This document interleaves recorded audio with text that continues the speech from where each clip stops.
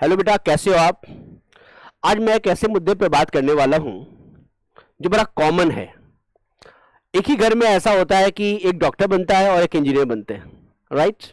लेकिन आपको पता है दोनों का नेचर बिल्कुल डिफरेंट होता है। कल की बात है, हमारे इंस्टीट्यूट में एक पेरेंट है और उनके दो बच्चे हैं। एक इंजीनियरिंग की तैयारी कर रहा है और एक मेडिकल की तैयारी कर रहा है, दोनों टॉपर बैच में। और पेरेंट्स का कहना था, सर मैं देखता हूं दोनों के अंदर जो बिहेव है वो बिल्कुल डिफरेंट है। हमने कहा बिल्कुल होगा। ये जो मेडिकल की तैयारी होती है बेटा और इंजीनियरिंग की तैयारी होती है, इन दोनों में एक जबरदस्त अंतर है। कल भी एक बच्चा आके मेरे को बोला था, सर आप मोटिवेशन क्लास ले रहे थे, मैंने देखा कॉमन था वहां पे इंजीनियरिंग और मेडिकल के बच्चे दोनों बैठे थे, तो मैंने ये देखा जब भी आप मेडिकल की बात करते हो तो हमेशा बोलते हो कि बेटा you have to be consistent. Consistently आपको काम करना पड़ेगा। 12 से 13 घंटा आप डेली आप नहीं काम करोगे तो आपको आपका ड्रीम कॉलेज नहीं मिलेगा, ये आप हमेशा बोलते हो। और मैं ये देखता हूं जब आप इंजीनियरिंग की तरफ जाके आप बात करते रहते हो तो आप ये बोलते हो कि बेटा आपको कॉन्सेंट्रेट करो, कॉन्सेप्ट का सही करो एंड दैट विल क्लिक। एक बार क्लिक कर गया तो तेरा काम हो जाएगा। और मैंने देखा भी है इंजीनियरिंग के बच्चे आराम से इंजॉय करते रहते हैं, गाना सुन रहे हैं, उसमें मैथ बन रहा है उनका, सब कुछ होता रहता है, they are not very serious about that, फिर भी उनका रिजल्ट हो जाता है। मैंने देखा है बेटा। एक होता है जीनियस। जीनियस का मतलब यह होता है कि वो दिमाग से सोचता है, उसका कॉन्सेप्ट बन गया, वो एट रैंडम किसी भी चीज को देख लेता है, समझ लेता है, और यदि कोई प्रॉब्लम आती है तो दोबारा वो एरर को सही कर सकता है। बेटा आप मेडिकल प्रोफेशन में हो, मेडिकल प्रोफेशन में और इंजीनियरिंग प्रोफेशन में बेसिक डिफरेंस क्या है, चलो आओ। वैसे दोनों की एक अलग अलग इंपॉर्टेंस है, मैं किसी को कम नहीं बोल रहा हूं, बट मेरा कंसर्न यह है कि मेरा जो स्टेटमेंट होता है कि आपको कंसिस्टेंटली 12 से 13 घंटे डेली बैठ के पढ़ना पड़ेगा, तब आपको ड्रीम कॉलेज मिलेगा। यह फायदा आपको पढ़ने के समय भी काम आने वाला है और जब आप डॉक्टर बन जाते हो तो भी काम आने वाला है। यह मैं कहना चाहता हूं, ये संस्कार आपको अभी डालने पड़ेंगे। क्यों डालने पड़ेंगे मैं आपको एक्सप्लेन करता हूं। चलो, एक मेडिकल का बच्चा, एक इंजीनियरिंग का बच्चा। इंजीनियरिंग का बच्चा क्या करता है, वो इंजीनियर बनता है, वो एक क्या करता है, चलो वो एक बिल्डिंग बनाता है, पुले बनाता है, राइट ना, लेन बनाता है, सड़कें बनवाता है। क्या होता है, यदि मान लो यदि कुछ गलती हो गई, कोई बात नहीं है, उसकी डिमोलिश करेगा, फिर से बनवा लेगा, कुछ और टेक्निक आगे बना लेगा, कहेगा ये था, कमी था, मैंने ये बना दिया।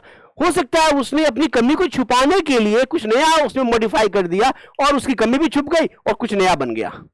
बात समझना ध्यान से, उसने अपने को जस्टिफाई कर लिया। बेटा जब आप डॉक्टर बनते हो, आपके सामने जब एक क्रिटिकल केस बनी होती है और यदि आप अपडेट नहीं रहते हो, वेल लर्न नहीं रहते हो, वेल स्किल्ड नहीं रहते हो, सारी चीजें आपके साथ बिल्कुल तैयार नहीं रहती है, तो क्या होता है, आपके पास कोई रिटेक नहीं होता, आपके पास डू और डाई की स्थिति होती है। यदि आपने किया तो चाहिए बच्चा वो बन रहेगा, वो आपका पेशेंट सही रहेगा, और आपने वो सही समय पे सही डिसीजन नहीं लिया तो वो पेशेंट मर जाएगा। तो बेटा आप डू और डाई के कॉस्ट पे काम करते रहते हो, तो आपकी कोई भी कमी किसी की जान ले सकती है। तो आपको क्या करना पड़ेगा, लर्निंग प्रोसेस जो है वो ऐसा नहीं करना पड़ेगा, आपको लर्न होके बैठना पड़ेगा। Do you understand what I am talking about. चलो तैयारी की बात करते हो आप, आपको के पास कितने क्वेश्चन है, 90 क्वेश्चन बायोलॉजी से है, 90 क्वेश्चन फिजिक्स केमिस्ट्री से है। आपको पता है एक बहुत अच्छा बच्चा जो होता है ना, वो हमेशा मान के चलता है कि 80% उसको याद रहता है, इतना कॉन्सिस्टेंटली पढ़ाई करता है, इतना ज्यादा क्वेश्चन याद करता है, याद हो जाता है उसको, 90% तक याद होता है। कैसे, चलो मैं बताता हूं। बायोलॉजी के 90 क्वेश्चन हो गए, वो तो मान के चलता है 5 क्वेश्चन इधर उधर से होंगे, परेशान करने वाले होंगे, बाकी 85 डन, याद रहता है, देख के बता देगा क्या आंसर होगा, क्या क्वेश्चन है, बाकी ऑप्शंस क्या होती है। इतना प्रैक्टिस करता है, जबरदस्त प्रैक्टिस करता है, रिगरस प्रैक्टिस करता है। केमिस्ट्री के 45 क्वेश्चन हो गए, 40 क्वेश्चन तक वो क्या करता है, कुछ न्यूमेरिकल टाइप वाले क्वेश्चन से उसको हटा दो तो मैक्सिमम क्वेश्चन उसको याद रहता है, देख के बता देगा क्या है। फिजिक्स में क्या होता है, फिजिक्स में भी आपके थ्योरेटिकल क्वेश्चन से लगभग है ना, कितने 45 में लगभग 15-20 क्वेश्चन तो हो ही जाते हैं, वो भी याद रखता है।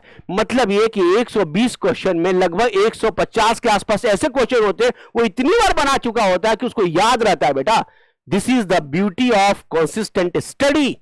और यही चीज जब वो बार बार करके वो आता है तो वो स्किल्ड हो जाता है। जब वही बच्चा जब डॉक्टर बनता है ना, तो जब वो पढ़ाई करता रहता है तो मेडिसिन का नाम याद रखता है, उसकी प्रिकॉशन की बात सोचता है, उसकी ट्रीटमेंट की बात सोचता है, टेक्नोलॉजी की बात सोचता है, तो वो इस तरह से सोचता है कि अभी नहीं तो कभी नहीं पॉलिसी पे काम करता है। मेरी बात समझना। और यही पॉलिसी नीट के तैयारी में भी काम आया, बाद में ही काम आया, और he become a great doctor. ऐसे ही डॉक्टर को बेटा सेकंड गॉड नहीं कहते।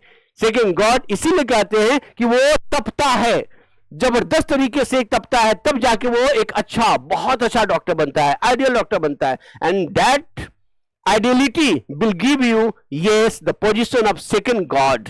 तो बेटा भगवान ऐसे ही नहीं बनते, राइट ना। तो कंसिस्टेंसी आपको लेनी पड़ेगी। यदि आप मेडिकल के बच्चे हो तो आपको कॉन्स्टेंटली पढ़ना पड़ेगा, 12 से 13 घंटे पढ़ना पड़ेगा, then you will get your dream college. That's why I used to say कि बेटा कंसिस्टेंसी चाहिए, तब जाके आपका मेडिकल हो जाएगा, चाहे आप एवरेज बच्चे क्यों ना हो, राइट ना। So be constant in your study and get your dream college. Thank you.